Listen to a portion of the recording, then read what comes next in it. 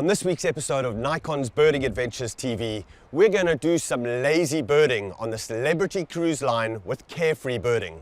We're going to start off in Grand Cayman, then we're going to work our way to Panama, and we're going to end up in Cartagena, Colombia, where we're going to go and look for our golden bird, the northern screamer. Let's go birding.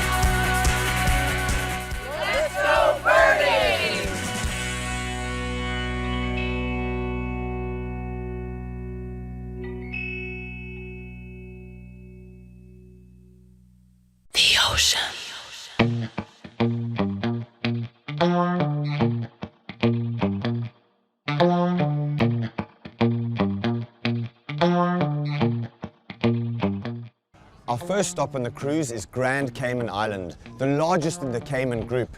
This island is about 20 miles long and no wider than 8 miles at its widest point. It holds some fascinating birds and wildlife, so let's get on the island and let's go birding. Welcome to Grand Cayman, me hearties. Arr.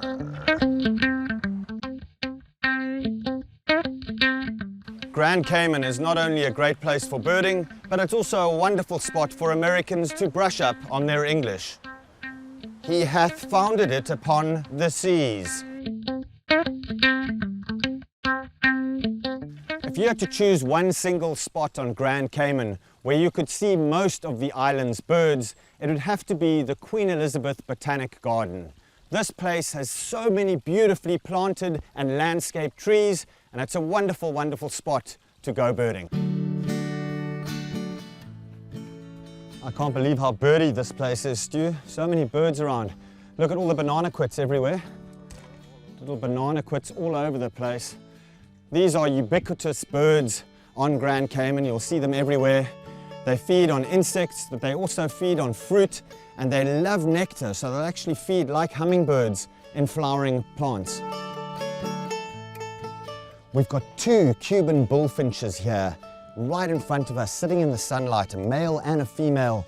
The male is very, very dark in color, and they're very readily identifiable by their white wing patches and their very, very heavy-set bills. Oh, look, West Indian woodpecker, right at the top of the tree. Very, very big woodpecker. And this Grand Cayman subspecies looks very different to the nominate race of West Indian woodpecker, which has a black line behind the eye.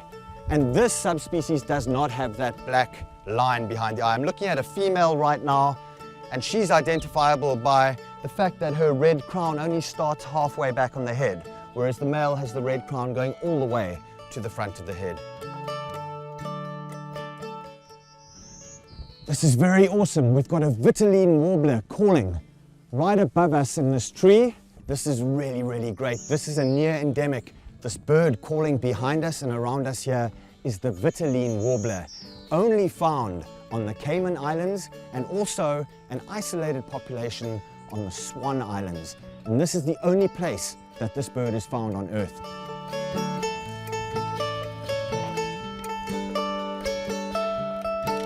Oh, there's two parrots that have just come in, Grand Cayman parrots. This is a subspecies of the rose-throated Amazon, otherwise called the Cuban parrot. And there's several subspecies of this parrot. There's a subspecies on the Bahamas. There's two subspecies on the Cayman Islands, one on Grand Cayman and one on Cayman Brack. They look very, very different from each other. It depends on the amount of color on the face, the amount of whitewash on the face. These are very, very beautiful parrots. The Grand Cayman parrot.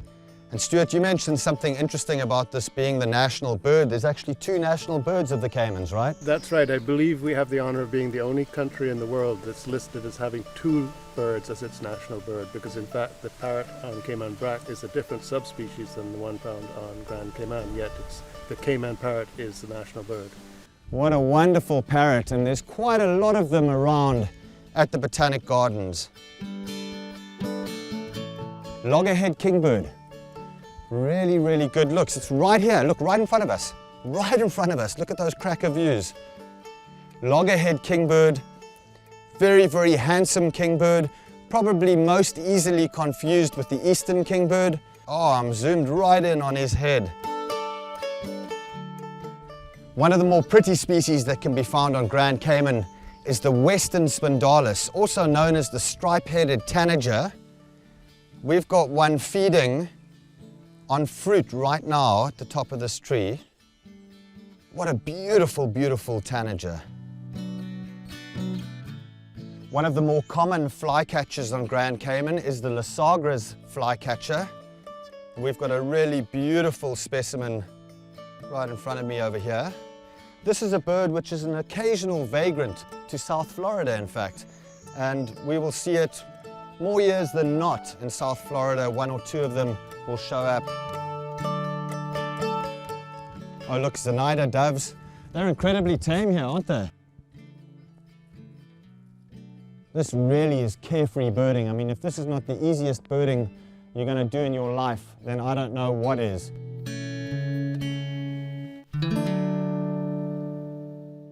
At Bel Air Park, just outside Georgetown in Grand Cayman, one can get incredibly close-up views of a vulnerable species called the West Indian whistling duck.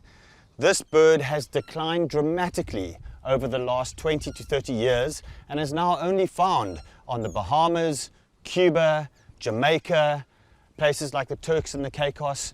But here on Grand Cayman, they're very, very common. And look how confiding they are. They'll come right up to you.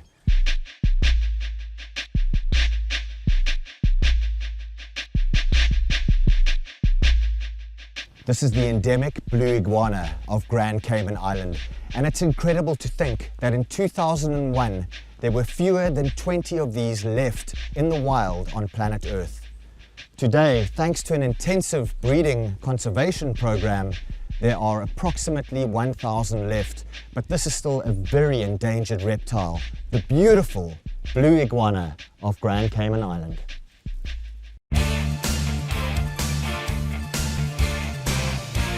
This Birding from the Edge segment is brought to you by Nikon, manufacturers of the Edge line of optics. Well, we've been doing the show now for 7 years. We've been all around the world, close to 40 different countries. And I don't know what Jeff and I did wrong on this show, because this seems to be the end of the road. Welcome to hell! Let's go birding! Fire, fire, fire, fire! We're in hell, and I'm hanging out with my good friend here, Mr. Beasley.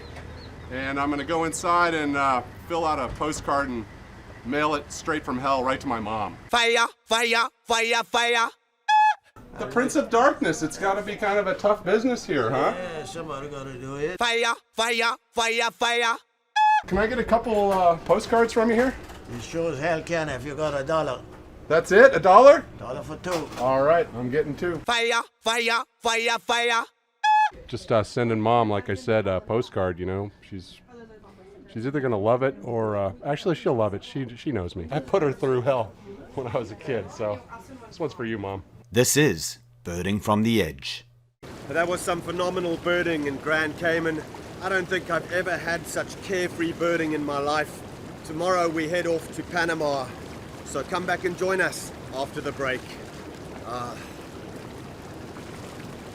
This Birding Adventures episode is powered by Nikon, your world leader in optics since 1917, and by Advantage Tours, Panama, and sponsored in part by Carefree Birding, your leader in birding cruises. Ooh, ah, ooh, ah, ooh, ah, ooh. An extraordinary amount of birds have been recorded in Panama a country which is about half the size of Florida.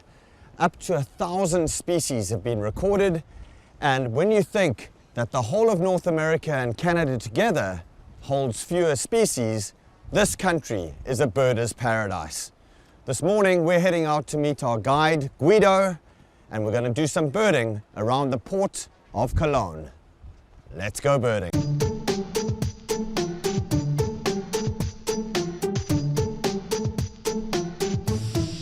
Guido's got a great surprise for all of us. He's promised us to see a rufous-vented ground cuckoo this morning. So we're very, very happy. This morning? Plain-coloured tanager, I think. Guido, we've got saffron finch. We've got smooth-billed and great Irani together. You can clearly see the difference in size between the two birds. Wood storks, yellow-headed caracaras, Amazon kingfishers. It's just going off, going off.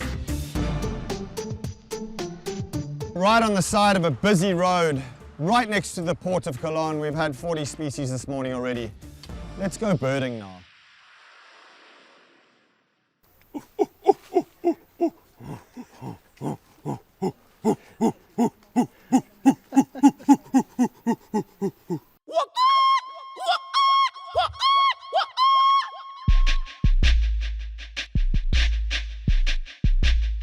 Got mantled howler monkeys in the trees here. We've got a mom and a little baby. Very beautiful. They've always got these grumpy like faces, like really cute. This is San Lorenzo National Park, just outside Cologne, a very productive birding site. In fact, this area holds the record for the highest Christmas bird count in Panama, 370 odd species recorded in a single day. It's quite a staggering amount of birds. We have the cocoa wood creeper creeping up behind this trunk here. We have the orioles calling in the background, the yellow-backed orioles.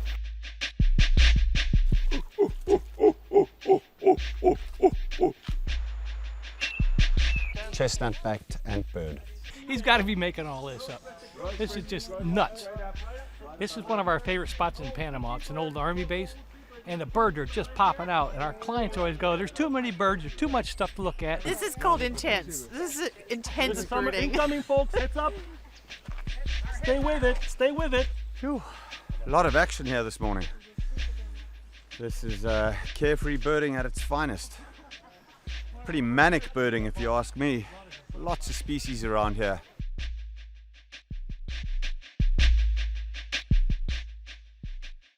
One of the most beautiful of all the wren species is the bay wren. This is a medium to large size wren.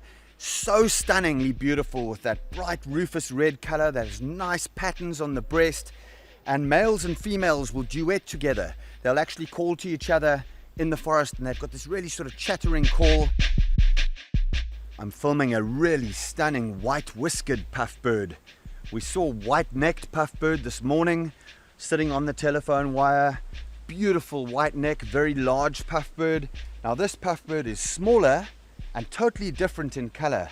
You can see it's got that nice sort of creamy brown coloration, those streaks on it, and the white whiskers. This is the white-whiskered puffbird. This is the really cool thing about Carefree Birding, is that it's really a great cruise to go on if you're not a very serious birder, you're an elderly person who doesn't like walking a lot. They really make this very, very easy. You have fantastic service and food on the cruise, and then when you get off the cruise, you have wonderful guides that take you along easy paths to bird. How was your birding this morning, Peter? Oh, it was great. You rattled off 40 birds, and I saw 2.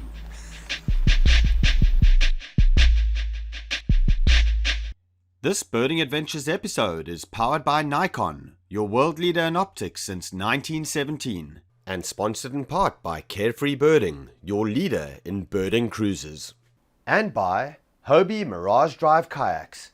Enjoy nature effortlessly. We've just had a fantastic day's birding in Panama, and we're on our way to Cartagena, Colombia. I've met up with my fellow South African Buyiswa on the ship, and she's giving me a facial today to get me ready not only for my golden bird of Colombia, but also the beautiful women of Cartagena.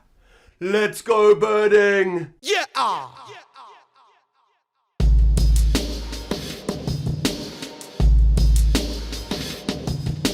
We just landed in the city of Cartagena on the northeast coast of Colombia. Colombia holds almost 20% of the world's bird species. And this morning we're heading out about 45 minutes out of the city to a little farm. And there we're going to go and look for some of these special birds. Let's go birding.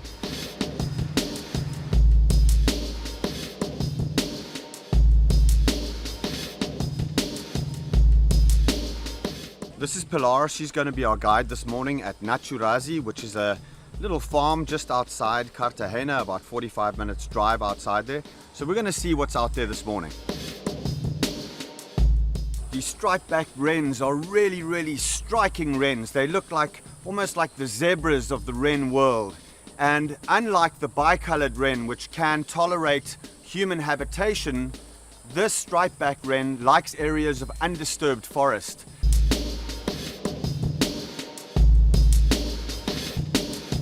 Two of the most striking small water birds found in these marshlands are the white-headed marsh tyrant, which is a black bird with a striking white cap, and then a very similar bird is the pied water tyrant, and that's also in these marshlands.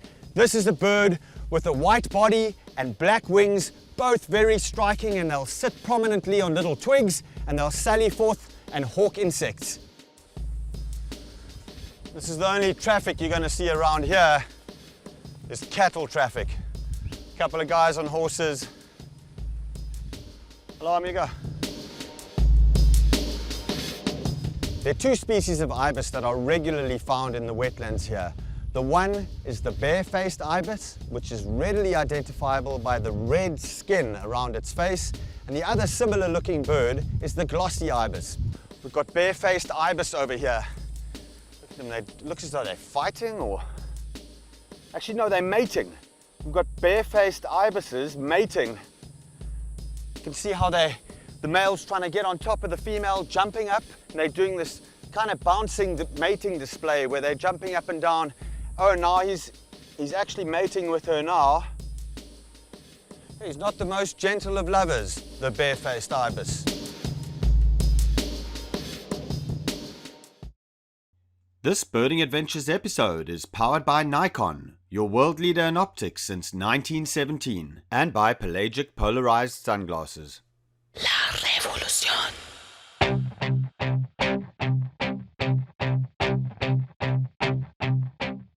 I think I've got a screamer here.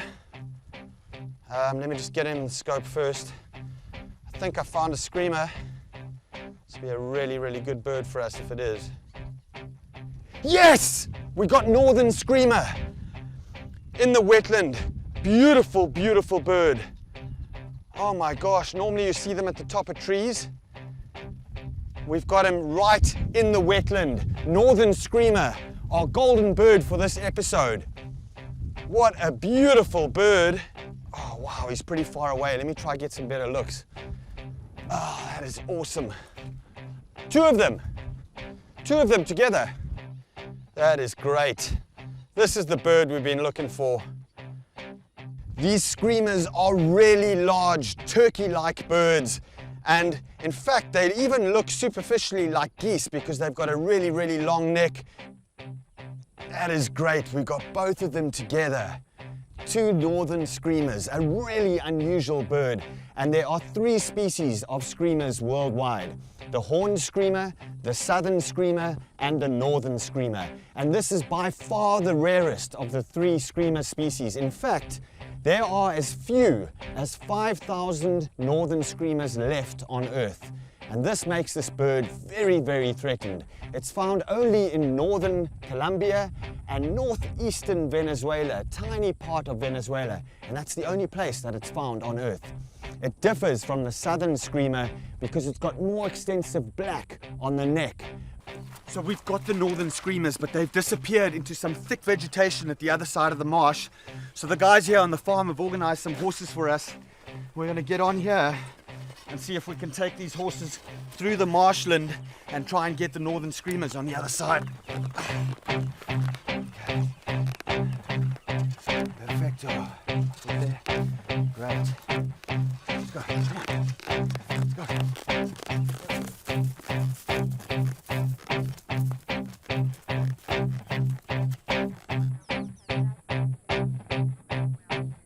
It looks like he got the smaller of the two horses, and it was sinking up to its, well, halfway up the leg anyway.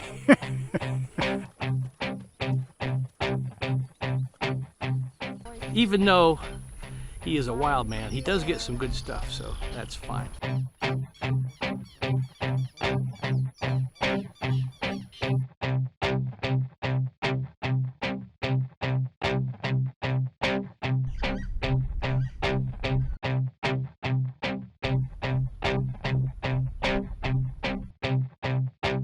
Wow, what a trek. We took the donkeys, or the horses should I say. We went right into the marsh. The horses wouldn't go any deeper, so I went waist deep through the marsh water and managed to sneak up on this pair of northern screamers. What incredible birds. I got to be within 30 yards of them at least, and they were totally relaxed. Just sitting there. I used a tree for cover and just rolled some great footage of the rarest of the three screamers, the northern screamer. Our golden bird for this episode. See you next week.